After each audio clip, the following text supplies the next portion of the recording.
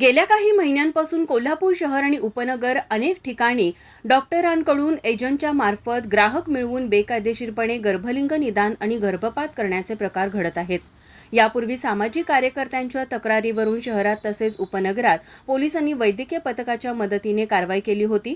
या प्रकरणाचा कसून तपास करताना करवीचे पोलीस निरीक्षक किशोर शिंदे यांच्या मार्गदर्शनाखाली पोलीस उपनिरीक्षक वाय.सी. इनामदार यांनी गर्भपातासाठी गोळ्यांचा पुरवठा करणारा प्रयाग चिखली येथील एजंट युवराज चव्हाण याला गुरुवारी अटक केली.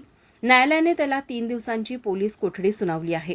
दरम्यान या प्रकरणाचा सखोल तपास करताना करवीर पोलिसांनी या प्रकरणात आणखी तिघांना अटक केली आहे. डॉक्टर हर्षल नाईक आणि ग्राहक मिळवून देणारे एजंट संजय पाटील, विजय कोळसकर असे तिघे संशयित आहेत. दरम्यान या तिघा संशयितांना न्यायालयात हजर केलं असता न्यायालयानं त्यांना 4 दिवसांची पोलीस कोठडी सुनावली आहे. या प्रकरणात गेल्या 2 दिवसात एकूण 4 ताब्यात घेतलं असून या प्रकरणाची व्याप्ती मोठी असल्याने यामध्ये आणखी आरोपींची भर पडण्याची शक्यता आहे.